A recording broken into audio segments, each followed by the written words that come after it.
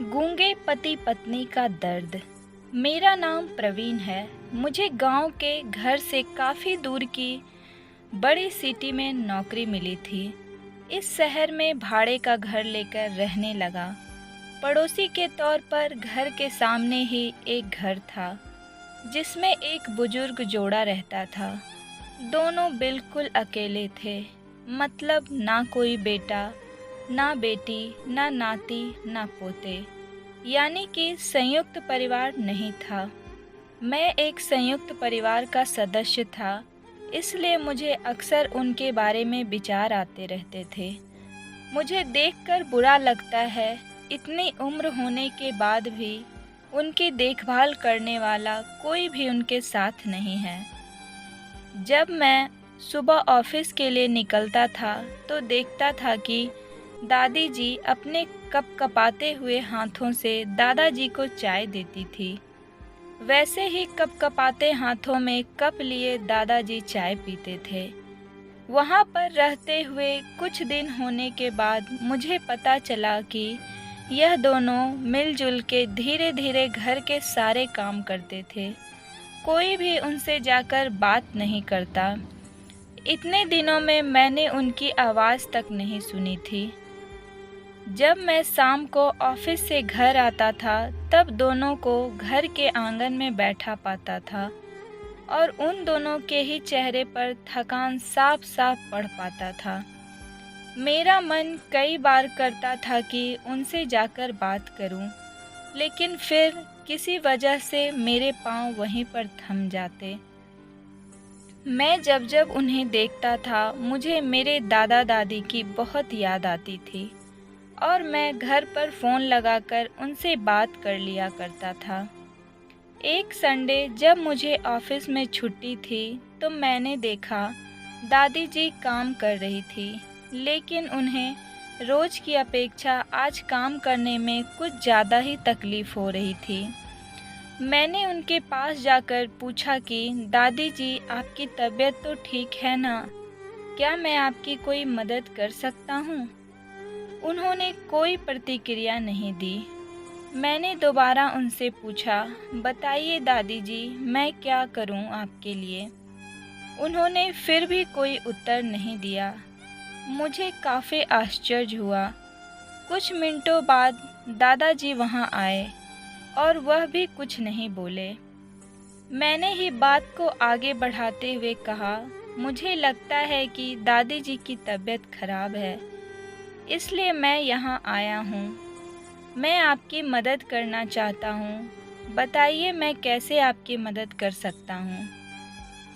दादाजी इशारे से मुझसे बातें करने लगे।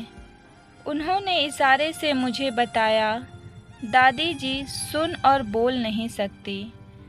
उन्होंने यह भी बताया कि वह खुद भी बोल नहीं सकते, सिर्फ सुन सकते हैं, मेरी बात समझ सकते हैं।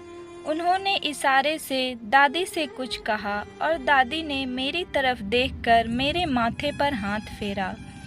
मैं उन दोनों की तरफ देखता ही रहा और ना जाने कब मेरे आंखों से आंसू बहने लगे।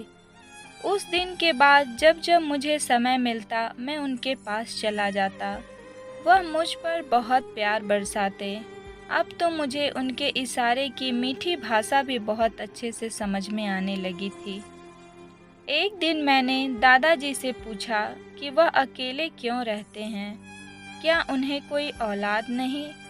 दादाजी ने दादी को इशारे से समझाया कि मैं उनसे क्या पूछा। फिर दोनों मेरा हाथ पकड़कर मुझे आंगन में ले आए और अपने आँखों के आंसू पोंछे और उंगली का इशारा करते हुए एक साइकिल मुझे दिखाया। साइकिल को देखकर मैं समझ गया कि उनके परिवार वाले उन्हें छोड़कर कहीं जा चुके हैं और अब उनके हिस्से में केवल यादें ही बची है।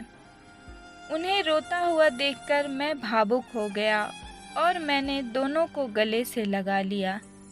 उन्होंने मेरे ऊपर अपने सीने में सालों से बंद प्यार के बादलों से प्यार की इतनी बारिश कर दी कि मैं पूरी तरह उसमें भीग गया। उसके बाद हम लोग कुछ इशारों इशारों में बातें करने लगे और थोड़ी देर के बाद मुझे ऑफिस से कॉल आया और मैं ऑफिस के लिए काम के लिए निकल गया और 1-2 दिन तक मैं ऑफिस के काम में ही व्यस्त रह गया। मुझे उन दोनों के बारे में सोच सोचकर बहुत बेचैनी हो रही थी, पर मैं मजबूर था। ऑफिस का काम खत्म होते ही मैं अपने घर आ रहा था तो मुझे दादाजी के घर के पास बहुत भीड़ दिखाई दे रही थी। मैं समझ नहीं पाया कि वहाँ भीड़ आखिर क्यों है। वहाँ पर मैंने किसी से पूछा तो वहाँ के कुछ लोगों ने बताया कि यह जो गूंगे बहरे पति पत्नी थे वह दोनों एक साथ ही इस दुनिया को छोड़कर चले गए। मैं तो यह सुनकर अवाक ही रह गया कि अभी 2 दिन पहले ही मैं उनसे मिलकर गया था। मुझसे मिलने के बाद दोनों कितने खुश नज़र आ रहे थे। दोनों ने मुझ पर कितना प्यार लुटाया था, लेकिन अब अफसोस करने के अलावा कुछ बचा ही नहीं था। मैंने दोनों को अपने हाथों से अंतिम विदाई दी और मैं उस जगह को छोड़कर कहीं और रहने चला गया। तो दोस्तों, मैं आप लोगों से एक ही बात पूछना चाहूँगी, क्यों, आखिर क्यों इस उम्र में अपने माँ बाप को छोड़कर बच्चे चले जाते हैं? आप वो दिन क्यों भूल जाते हैं जब उसी माँ बाप ने आपको चलना सिखाया, बोलना सिखाया, ज़िंदगी जीना सिखाया, कभी अकेला महसूस नहीं होने दिया। और आज जब उसी माँ बाप को अपने बच्चों की सबसे ज़्यादा ज़रूरत होती है तो वो उन्हें छोड़कर कहीं और अपनी अलग ही दुनिया बसाने लग जाते हैं। आखिर ऐसा क्यों? तो दोस्तों, आज की कहानी मेरी कैसी लगी आप लोग को? अगर पसंद आई हो तो प्लीज़ लाइक ज़रूर करें और ज़्यादा से ज़्यादा शेयर ज़रूर करें। तो मिलती हूँ एक नए नेक्स्ट स्टोरी के साथ।